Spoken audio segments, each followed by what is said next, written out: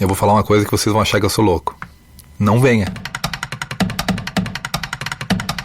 É um bom negócio investir em Portugal, desde que você saiba o que quer fazer. É um lugar muito melhor para se investir do que para vir trabalhar. Portugal é uma boa porta de entrada para o mercado europeu.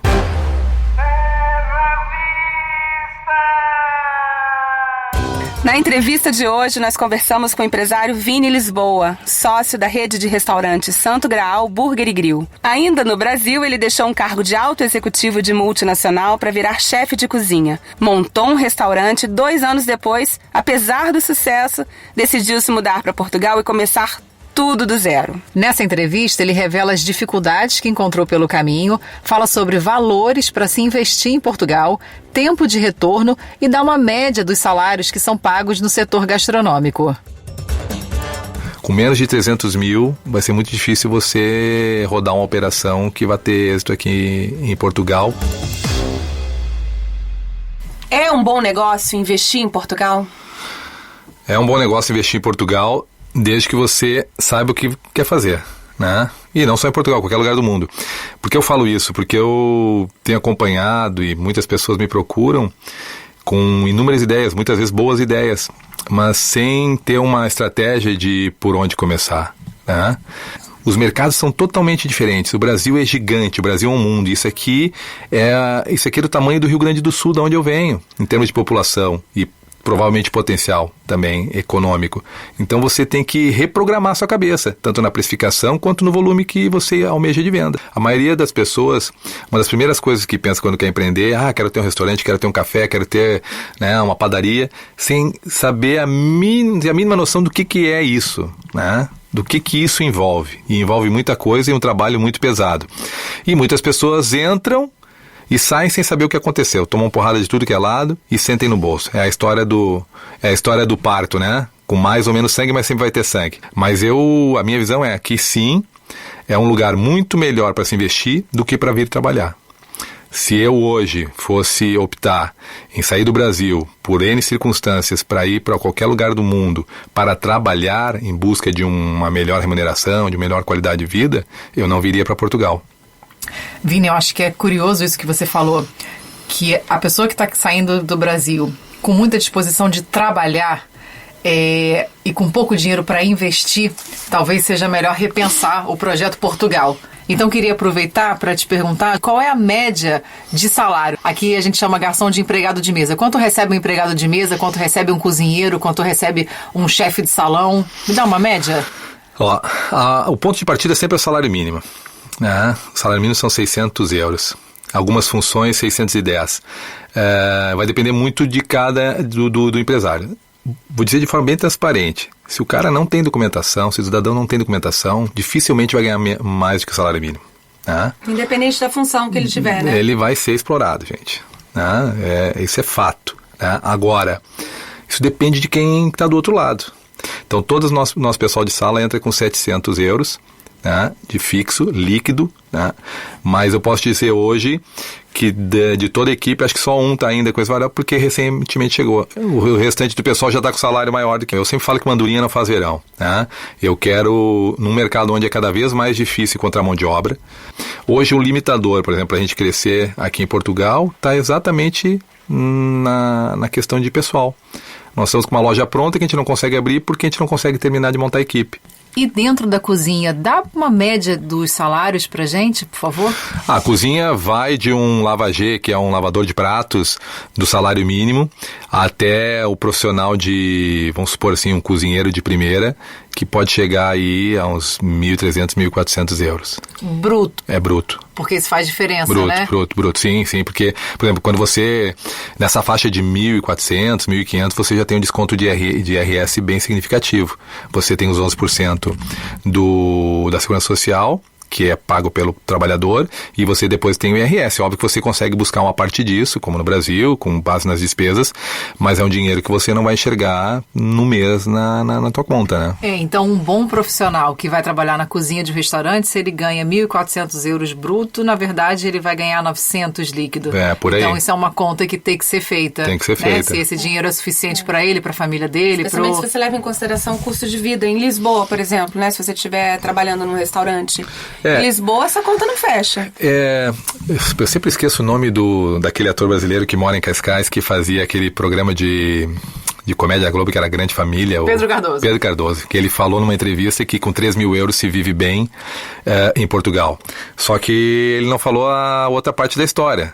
3 mil euros, como? Você não tendo casa para pagar, você não tendo escola para pagar, você não pagando plano de saúde, né? Você sendo cuidadoso na despesa com supermercado, com gás.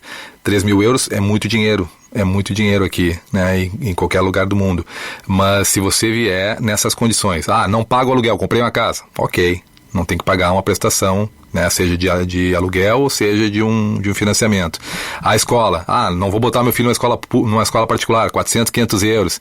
Se você começa a ter o mesmo estilo de vida que você tinha no Brasil, com escola pública, com escola particular, porque a escola pública não é de qualidade, né, se você quer ter o mesmo nível de casa e você vai pagar um aluguel, né, ou vai financiar, esses 3 mil euros não é nada.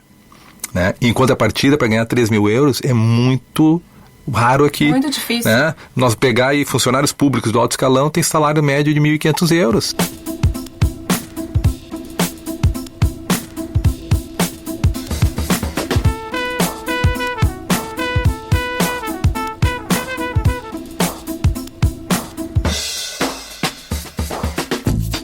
Vini, eu queria voltar para a questão do investimento. O empreendedor que está vindo para Portugal, muitas vezes brasileiro, fica pensando em trabalhar com o mercado da saudade, né? Vou fazer brigadeiro, vou fazer coxinha, vou fazer pão de queijo, enfim, é brasileiro trabalhando e criando para brasileiros.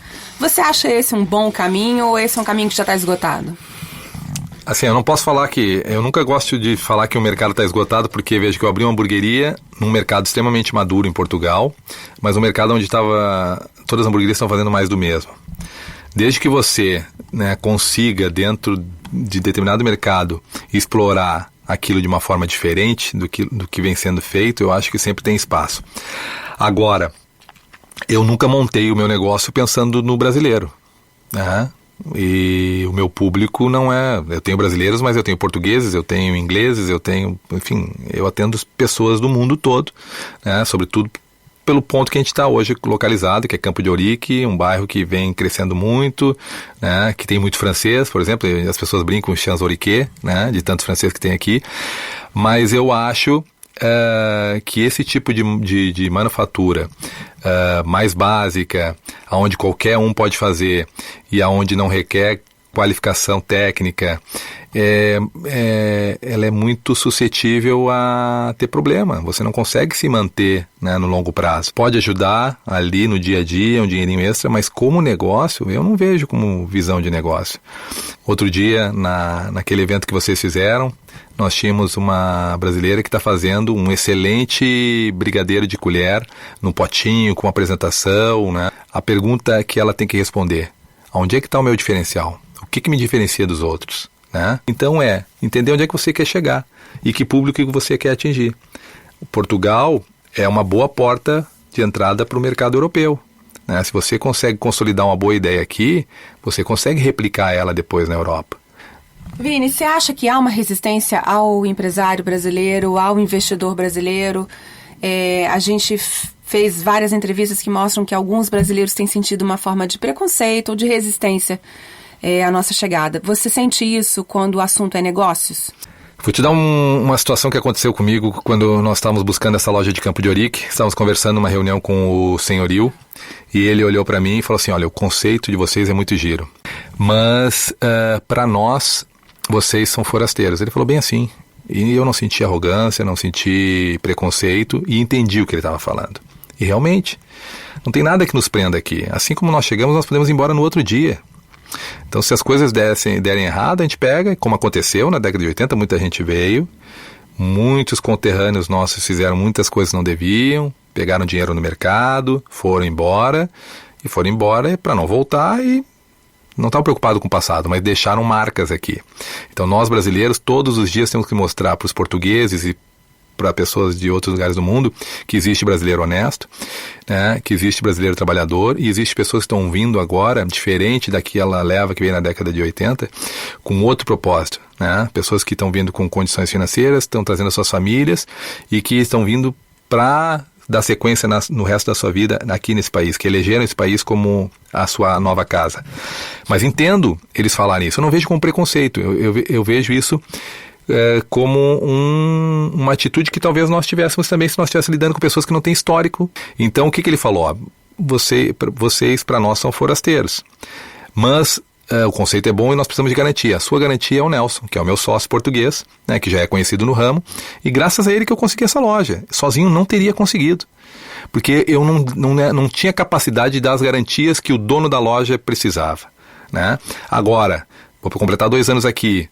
A cada dia que passa, vou criando histórico, as pessoas vão conhecendo o Vini, vamos vendo como é o Vini trabalhar, é um bom pagador. Daqui a alguns anos eu vou ter meu histórico. Então acho que não é uma questão de preconceito, é uma questão de segurança de quem está do outro lado e detém determinada coisa. E que eu pensaria da mesma forma. A gente falou de planejamento. Como é importante a pessoa se planejar? Isso envolve mudar para Portugal antes de iniciar um negócio? A minha estratégia foi sempre assim, eu quero abrir uma hamburgueria, eu vou conhecer todas as hamburguerias que eu puder.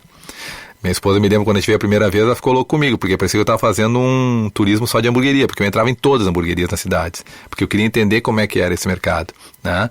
Então era o meu olhar, né?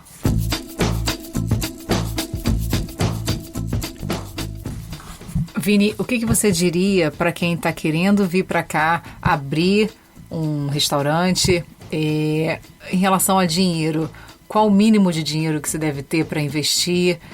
Quanto custa? Dá pra gente falar em alguns valores? Essa é uma pergunta que muitas pessoas fazem e quando eu falo os valores se assustam. Mas é tudo isso? Eu não sei porquê, mas equipamento de cozinha, quando se fala de inox, é caro em qualquer lugar do mundo, né?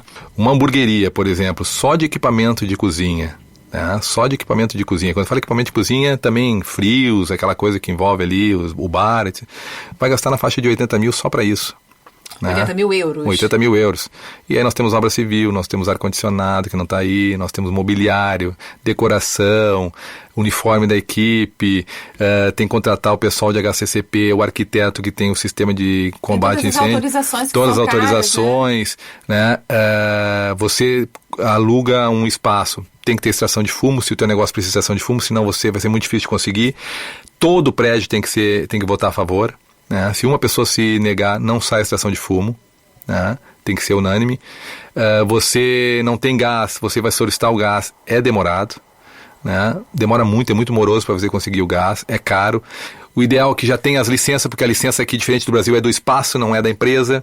Então, isso facilita muito no Brasil. Você pegou, tem que tirar todas as licenças de novo, que é um absurdo, uma burocracia louca. Aqui não. Se aquele lugar era uma hamburgueria, era um restaurante, ele vai continuar com aquela licença para restaurante. Mas eu digo assim, por baixo,